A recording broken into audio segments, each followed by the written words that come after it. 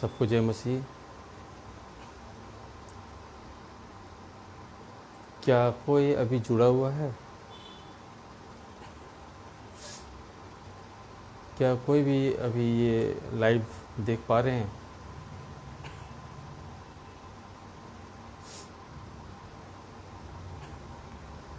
ठीक है, praise God, प्रभु आशीष दे।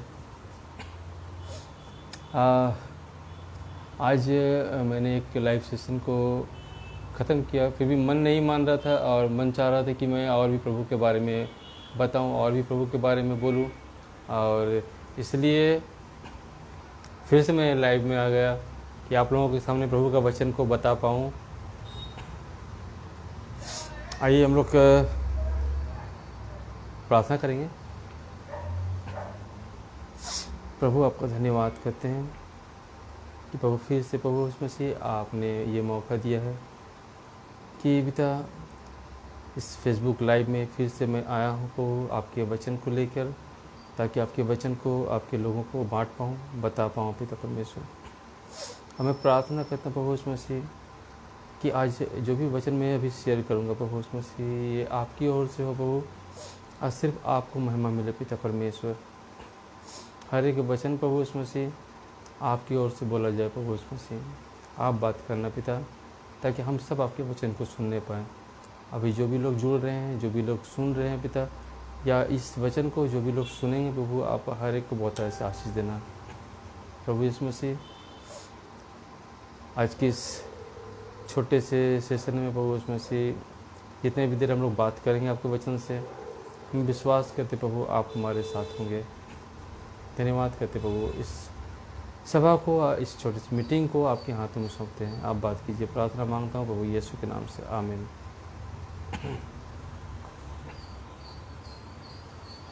Hallelujah.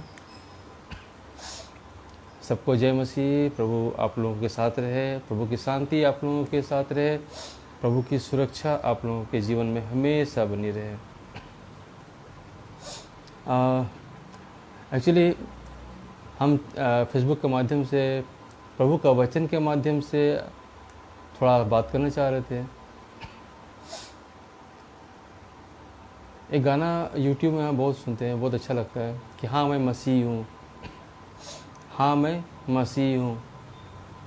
लेकिन बहुत बार जब मसीह लोगों को और उनका बिहेवियर्स को, उनका उठना बैठना, उनका बर्ताव को एक दूसरे के प्रति जब देखते हैं, तब ये समझ में आता है कि क्या हम मसीह हैं? क्या हम मसीह हैं? क्योंकि बाइबल में जब हम लोग देखते हैं, बाइबल में जो हम लोग बचपन से संडे स्कूल में भी पढ़ते हैं और हम लोग सीखते हैं, हम लोग को एक वर्स हम लोग को रटा दिया जाता है, क्योंकि परमेश्वर ने जगत से ऐसा प्रेम रखा कि उसने अपने इकलौते पुत्र को दे दिया, ताकि जो कोई उस पर विश्वास करे वो नाश ना हो परंतु अनंत जीवन पाए। हम लोग देख पाते हैं, हम लोग सुनते हैं, बचपन से सुनते हैं कि परमेश्वर इस जगत से प्रेम किया और प्रेम करने के वजह से ही वो अपना एक बेटा, अपना एकमात्र बेटा प्रभु यीशु मसीह को उस दुनिया में भेजा। ये उसका प्रेम का प्रगटीकरण था, ये उसका प्रेम का क्या बोलते हैं हम लोग, अगर हम लोग किसी से प्रेम करते हैं तो हम लोग क्या करते हैं, उसको गिफ्ट देखते हैं ना। हम किसी से, एक लड़का अगर एक लड़की को प्रेम करता है, बोलता है आई लव यू, क्या हम तुमसे बहुत प्यार करते हैं, तुम्हारे लिए ये कर सकते, तुम्हारे लिए वो कर सकते। प्रभु ये नहीं बोला कि तुम्हारे लिए ये कर सकते, प्रभु ये नहीं बोला कि तुम्हारे लिए वो कर सकते, लेकिन प्रभु ने करके दिखाया, अपना एकमात्र इकलौता बेटा को इस दुनिया के लिए, इस पापी जगत के लिए दे के दिखाया, बलिदान करके दिखाया, और दिखाया कि परमेश्वर हम लोगों से कितना प्यार करता है।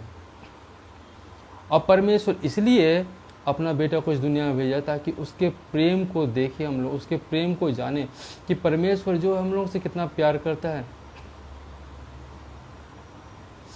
हम लोग अभी मसीह कहलाते हैं, अपने आप को हम लोग मसीह बोलते हैं, लेकिन ये जो परमेश्वर का प्रेम है हमारे जीवन में मिसिंग हो जाता है कहीं। बहुत बार हम लोग मिस कर देते हैं परमेश्वर का प्रेम को अपने जीवन में। जब प्रभु यीशु मसीह का चेहरा लोग प्रभु यीशु मसीह को बोला कि प्रभु हम लोगों को भी प्रार्थना करना सिखा, यीशु मसीह उन लोगों को सिखाया प्रार्थना करने के लिए। हम लोग देख पाते हैं उसको, मत्ती में लिखा हुआ है, मत्ती उसके 6 अध्याय में लिखा हुआ है, हे हमारे पिता तू जो स्वर्ग में है, तेरा नाम पवित्र माना जाए, तेरा राज आए, तेरी इच्छा जैसे वैसे इस पृथ्वी पर पूरी हो। हमारे दिन भर की रोटी आज हमें दे, और हमने जैसे अपने अपराधियों को क्षमा किया, अपराधों को क्षमा कर, और हमें बचाना ला परंतु बुराई से बचा, क्योंकि राज पराक्रम और महिमा सदा सर्वदा तेरी है। तो प्रभु यीशु मसीह के चेहरा लोग बोला था कि हमको प्रार्थना करना सिखा। यीशु मसीह जो प्रार्थना करना सिखाया, ये एक्चुअली में क्या था? परमेश्वर का इच्छा था। ये ही परमेश्वर की इच्छा है हम मनुष्य के लिए, कि हम पहला क्या है, हम लोग परमेश्वर को पुकारे, हम लोग परमेश्वर को पुकारे। जब वो वचन बताते कि हे हमारे पिता तू जो स्वर्ग में, तेरा नाम पवित्र माना जाए, परमेश्वर चाहता है कि हम लोग उसके नाम को पवित्र माने। तेरी इच्छा जैसे स्वर्ग में पूरी होती है वैसे पृथ्वी पर पूरी हो। परमेश्वर चाहता है कि पृथ्वी पर हम मनुष्य जिसका बनाया हुआ रचना है, हम लोगों के जीवन में परमेश्वर की इच्छा पूरा हो। इसका मतलब कि हम लोग परमेश्वर की इच्छा के अनुसार चले, अपना इच्छा के अनुसार ना चले। लेकिन बहुत बार हम लोग मनमानी करते हैं, अपना इच्छा के अनुसार। हम मसीह कहलाते हैं, हम लोग अपने आप को बोलते हैं कि हम लोग मसीह है, हम लोग बोलते हैं हम लोग प्रभु यीशु मसीह में विश्वास करते हैं, लेकिन बहुत बार हम लोग का जीवन के द्वारा प्रकट नहीं होता ये कि क्या हम लोग सच में मसीह है। ना ही मसीह का चाल चलन देखने में मिलता है बहुत सारे मसीही लोगों में, ना ही मसीह का स्वभाव देखने में मिलता है, ना ही मसीह का प्रेम देखने को मिलता है। तो किस प्रकार से हम कह सकते हैं हम मसीह है? यहाँ तक कि हम लोग एक दूसरे को क्षमा तक नहीं कर पाते हैं। हम लोग देखेंगे जब यीशु मसीह क्रूस पर चढ़ाया गया था, और जो भी लोग उनको क्रूस पे चढ़ाया था, जितने भी लोग थे वहाँ पे, यीशु मसीह ने सबके लिए क्षमा चाहा, सबके लिए माफ़ी। हे पिता इन्हें क्षमा कर, क्योंकि ये नहीं जानते कि क्या कर रहे हैं। तो हम लोग यीशु मसीह का फॉलोअर है, हम लोग प्रभु यीशु मसीह के पीछे चलने वाले लोग हैं। हम लोग ये चीज़ को क्यों भूल जाते हैं कि हम लोग प्रभु यीशु मसीह के पीछे चल रहे हैं, उसका स्वभाव को लेकर हमें चलना है, उसका चरित्र को लेकर हमें चलना है। जिस प्रकार से वो इस संसार में अपने जीवन को बिताया, उस प्रकार से हम लोगों को भी अपने जीवन को बिताना है। हम लोग बोलते तो हैं मसीह है, लेकिन हम लोग चल नहीं पाते हैं। किस प्रकार से हम लोग बोलते हैं कि हम लोग मसीह है? अगर हम लोग एक दूसरे को क्षमा नहीं कर पाते हैं तो बाइबल में लिखा हुआ है, और जो हम लोग पढ़ते प्रभु का प्रार्थना में ही लिखा हुआ है, और मत्ती 6 अध्याय उसका 12 पद में लिखा हुआ है कि और जिस प्रकार हमने अपने अपराधियों को क्षमा किया है, वैसे ही तू भी हमारे अपराधों को क्षमा कर। बाइबल हम लोगों को प्रभु यीशु मसीह इसी प्रकार से प्रार्थना सिखाया, और ये प्रार्थना हम लोगों को क्या सिखाया? जिस प्रकार हमने अपने अपराधियों को क्षमा किया है, उस प्रकार तू भी हमारे अपराधों को क्षमा कर। तो सोचने वाला बात है कि हम क्या अपने अपराधियों को क्षमा करते हैं? जो हमारे विरुद्ध में पाप करता है, जो हमारे विरुद्ध में कोई भी गलत बात बोलता है या गलत काम करता है या हमको चोट पहुंचाता है, हमको दुख पहुंचाता है, क्या हम लोग उसको क्षमा कर पाते हैं? क्या हम लोग उसको क्षमा कर पाते हैं? अगर हम लोग क्षमा नहीं कर पाते हैं तो हम लोग फिर क्षमा का आशा कैसे रखते हैं? हम लोग किस प्रकार से सोचते हैं कि परमेश्वर हम लोगों को क्षमा करेगा? क्यों हम ये विश्वास करते हैं कि परमेश्वर को क्षमा करेगा, जब हम एक दूसरे के अपराध को क्षमा नहीं करते हैं, जब हम एक दूसरे के बातों को अपने हृदय में लेके रखते हैं? वो मेरे को चोट पहुंचाया, वो मेरे विरुद्ध में ऐसा बात बोला है, हाँ, उसको अपने हृदय में हम रख के चलते हैं, क्षमा नहीं करते हैं। लेकिन परमेश्वर का वचन तो साफ साफ हम लोग को बोलता है, हाँ, कि जिस प्रकार हमने अपने अपराधियों को क्षमा किया है, वैसे ही तू भी हमारे अपराधों को क्षमा कर। फिर उसके बाद बोलता है कि और हमें परीक्षा में ना ला परंतु बुराई से बचा, क्योंकि राज पराक्रम और महिमा सदा सर्वदा तेरी है। अगर हम क्षमा नहीं करते हैं तो हम परीक्षा में पड़ते हैं, क्योंकि अगर हम जो मेरे विरुद्ध में अपराध किया है उसको अगर हम क्षमा नहीं करते हैं तो क्या होता है कि हम भी उसके समान दोषी होते हैं। क्योंकि अगर हम क्षमा नहीं किए, इसका मतलब क्या हुआ? इसका मतलब है कि उसके प्रति वैर भाव हम अपने हृदय में रखें। अगर हम उसके प्रति वैर भाव अपने हृदय में रखें तो इसका मतलब जितना वो दोषी है उतना ही हम भी दोषी है। ये तो क्रिश्चियन लाइफ नहीं है। और ना ही हम लोगों को मसीह सिखाता ही है। प्रभु यीशु मसीह क्या सिखाया हम लोगों को? क्षमा करने के लिए 7 का 70 बार बोला है। हम लोग एक बार भी नहीं क्षमा कर पाते हैं। यहाँ तक कि हम लोग अपना घर वालों के प्रति भी मन में बात रखते हैं हम लोग कि मेरे भाई ऐसा बोला हमको, मेरा बहन ऐसे बोला हमको, हम उससे बात नहीं करेंगे। मेरा पड़ोसी हमको ऐसा बोला, हम उससे बात नहीं करेंगे। जब यीशु मसीह से पूछा गया कि सबसे बड़ा आज्ञा क्या है, यीशु मसीह क्या बोला? अपने परमेश्वर को अपने सारे मन से, सारी शक्ति से, सारी बुद्धि, सब कुछ से बढ़कर प्रेम रखना अपने परमेश्वर को, और अपने पड़ोसी से अपने जैसा प्रेम रखना है। इस प्रकार से मेरा स्वभाव होना चाहिए। लेकिन अगर हम किसी का थोड़ा सा ही बात अगर हम क्षमा नहीं कर पाते हैं, अगर दिल में रख लेते हैं उसको, ठीक है, या हम दूसरे को दोष देने लगते हैं किसी भी बातों के लिए, तो हम फिर मसीह कहाँ से हुए?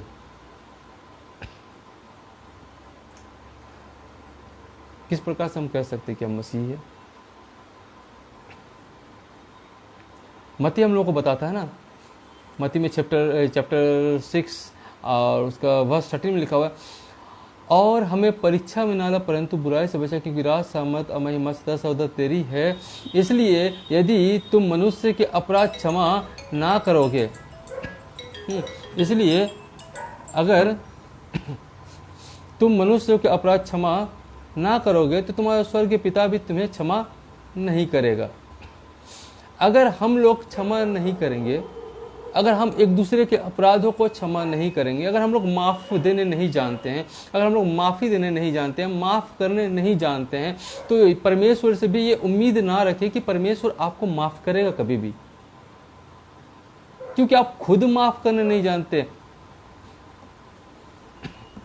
ग्राहम स्टेन जब उड़ीसा में वो सेवा करता था, गरीब लोगों का भी सेवा करता था, परमेश्वर का वचन भी बताता था वहाँ पे, और जब ग्राहम स्टेन को और उसके बच्चों समेत उसको कार में जला के मार दिया गया, उसकी पत्नी ने क्या बोला? मेरा प्रभु ने हम लोगों को क्षमा कर दिया है, मैं भी उन्हें क्षमा करती हूँ जिन्होंने मेरे पति या मेरे बच्चे लोगों को मारा। इसको बोलते हैं मसीह का प्रेम, इसको बोलते हैं मसीही प्रेम, इसको बोलते हैं मसीह हृदय। ये होता है मसीह हृदय, क्योंकि जब इस हृदय में मसीह होता है, जब इस हृदय में प्रभु होता है, तो ये हृदय भी मसीही हृदय हो जाता है। ये हृदय भी मसीह के समान दुख दूसरों को प्रति रखता है। अगर दूसरा कोई दुखी होता है तो हम भी दुखी होंगे, दूसरा कोई अगर परेशान होता है तो हम उसका मदद करेंगे, दूसरा कोई किसी चिंताओं में होता है तो हम उसके लिए चिंता करेंगे और उसको हम मदद करेंगे हर एक बातों में जितना हम कर पाएंगे। लेकिन यहाँ तो हम लोग क्षमा ही नहीं कर पाते, माफ़ नहीं कर पाते हम लोग। ज़रूरत है अगर हम एक दूसरे को अपराध को माफ़ करेंगे तो फिर संसार में झगड़ा भी नहीं होगा, लड़ाई भी नहीं होगा। यहाँ तक कि मसीह लोग जो होते हैं, जो मसीह लोग होते हैं, अपने आप को जो मसीह कहते हैं, वो लोग भी क्षमा नहीं करते हैं। और इसलिए आज मसीह परिवार में भी झगड़ा, क्लेश, विवाद पाया जाता है। मसीह समाज में भी आज झगड़ा, क्लेश, विवाद पाया जाता है। क्यों?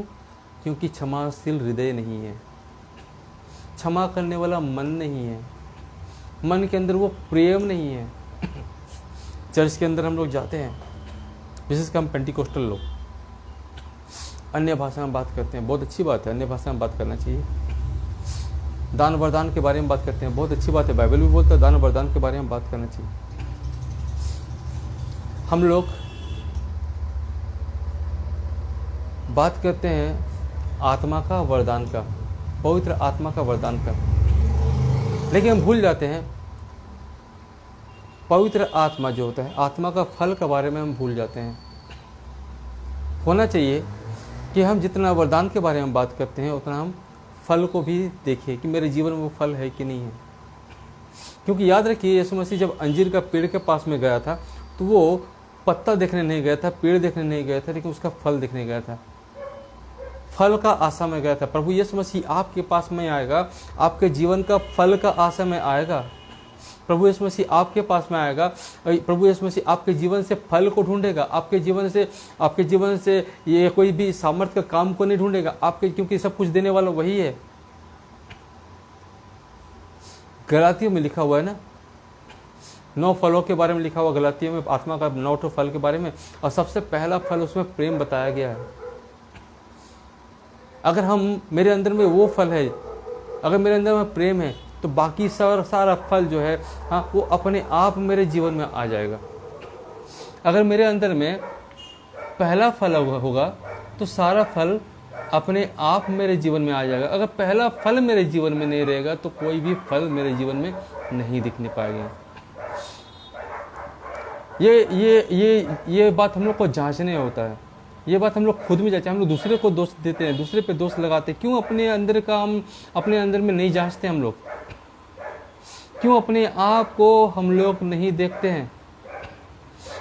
ये होना चाहिए कि हम लोग पहले अपने आप को देखें, हम लोग अपने आप को देखें। हम लोग दूसरे को देखने में ज़्यादा इंटरेस्टेड रहते हैं, हम लोग को अपने आप को देखना जरूरी है। जब आत्मा का फल के बारे में बात करते हैं, पहला फल है प्रेम, आनंद, मेल, धीरज, कृपा, भलाई, विश्वास, नम्रता, संयम, ये फल है।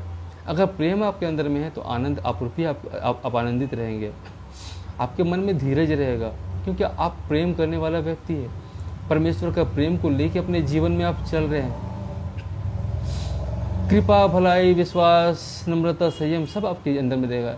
लेकिन अगर आपके अंदर में परमेश्वर का प्रेम रहेगा तो परमेश्वर का प्रेम अगर आपके जीवन में रहेगा तो आप क्षमाशील व्यक्ति होंगे। आप दूसरों का अपराध को क्षमा करेंगे, आप दूसरों को क्षमा करेंगे, आप किसी का बारे में बैर भाव अपने जीवन में नहीं रखेंगे। आप इसलिए रखते हैं क्योंकि प्रभु का प्रेम आपके जीवन में नहीं है। बहुत सारा मसीह लोग इसलिए अपने जीवन में से इस कड़वाहट को निकालते हैं क्योंकि मसीह का प्रेम उसके अंदर में नहीं है, नामधारी मसीह है। क्यों? ऐसा मसीह बन के फायदा क्या है कि आप सिर्फ नाम के अगर मसीह होंगे तो। मत्ती में लिखा हुआ है उसका 7 अध्याय अगर 1 से 4 तक पढ़ेंगे कि दोष मत लगाओ क्योंकि तुम पर भी दोष लगाया जाएगा। जिस नाप से तुम नापोगे उसी नाप से तुम्हारे लिए नापा जाएगा। आज हम लोग थोड़ा में अपने आप को नहीं देखते, अपना जीवन को नहीं देखते हैं, हम लोग दूसरे पे उंगली उठाते हैं। ये ऐसा है, उसके अंदर में ऐसा बुराई है, दूसरों को बुराई को ढूंढते हैं। क्या हम अपने आप को बुराई को ढूंढते हैं? हम लोग बचपन से एक कविता पढ़ते थे कि बुरा जो देखन मैं चला, बुरा ना मिलिया कोई, जब देखा मैं आपे को तो मुझसे बुरा ना कोई। इसलिए पहले अपने आप को जांचना है कि क्या हम सही है, क्या हम सच्चाई से प्रभु का मार्ग में चल रहे हैं, क्या हम अपने जीवन के द्वारा प्रभु यीशु मसीह को महिमा दे रहे हैं, क्या अपने जीवन के द्वारा हम प्रभु यीशु मसीह का चरित्र को हम दुनिया को दर्शा रहे हैं, क्या मेरे जीवन के द्वारा लोग प्रभु को देखने पा रहा है। आप कुछ भी कीजिए, आप चिन्ह कीजिए, चमत्कार कीजिए, जो भी कुछ कीजिए, लेकिन अगर आपके जीवन में प्रभु का प्रेम नहीं है, आपके जीवन में अगर प्रभु का क्षमा नहीं है तो आप कुछ भी नहीं है। इसलिए पौलुस भी बोलता है 1 कुरिन्थी 13 अध्याय में कि अगर हम स्वर्गदूत का भी बोली बोले या मनुष्य का बोली बोले, मेरे जीवन में अगर प्रेम नहीं तो हम ठनठनाता हुआ पीतल है, झंझनाता हुआ झांझ है। अगर आपके जीवन में परमेश्वर का प्रेम होगा, अगर आपके जीवन में प्रभु यीशु मसीह का प्रेम होगा तो आप सबसे प्रेम करेंगे, आप सबको क्षमा करेंगे और आप कभी भी किसी के ऊपर दोष नहीं लगाएंगे। किसी के ऊपर दोष लगाने के पहले सबसे पहले आप अपने आप को, अपने जीवन को देखेंगे कि क्या आप सच में प्रभु का पीछे चल रहे हैं, कि आप भी दुनिया जिस प्रकार से चल रहा है आप उस प्रकार से चल रहे हैं, जिस प्रकार से और लोग चल रहे हैं उस प्रकार से आप चल रहे हैं। तो आप में और दुनिया में फ़र्क क्या है?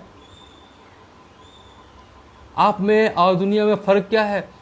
तब तो आप भी उस 5 कुंवारी के जैसा है जो इन बोला यार प्रभु आएगा, लेट है, कब आएगा, दुल्हा का पता नहीं कब आएगा, नहीं आएगा, अपना से आराम करो, जैसे तैसे रहो, मस्त रहो, सीरियस हो जाइए। उन 5 कुंवारी जैसे, उन बुद्धिमान 5 कुंवारी जैसे जो अपने आप को तैयार करके रखा, प्रभु यीशु मसीह को तैयार इन द सेंस अपना जीवन को तैयार करके रखा, अपना जीवन को प्रभु का योग्य बना कर रखा। आप प्रभु का योग्य तभी होंगे जब आप क्षमाशील होंगे, जब आप क्षमा करने वाले होंगे। अगर आप क्षमा करने वाले नहीं होंगे तो आप कभी भी प्रभु के सामने ठहरने के योग्य नहीं होंगे। पहला थिस्सलुनी में लिखा हुआ है, उसका 5 अध्याय में अगर हम लोग पढ़ते हैं, पहला थिस्सलुनीकियों में उसका 5 अध्याय में अगर हम लोग पढ़ते हैं तो वहाँ पे हम लोग ये चीज़ पाएंगे,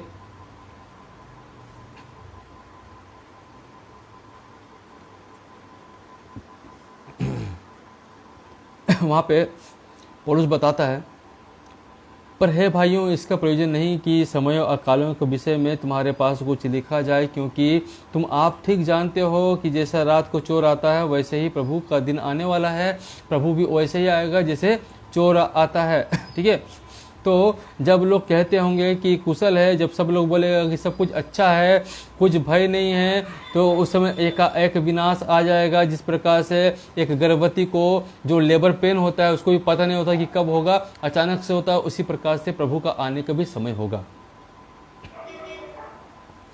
इसलिए अगर हम लोग इसका आगे जाते हैं तो आगे में वचन हम लोगों को क्या बोलता है, वचन हम लोगों को इसका 7 पद में लिखा हुआ है। सॉरी, अगर हम 6 से भी पढ़ेंगे तो इसमें अच्छा से बताता हम लोगों को। इसलिए हम औरों के समान सोते ना रहे, पर जागते और सावधान रहे। जैसे दुनिया का लोग सोता है, जैसे दुनिया का लोग सोता है और नींद में खोता है, वैसे हम लोग नहीं रहे, लेकिन हम लोग कैसे रहे? हम लोग सचेत रहे, हम लोग सावधान रहे।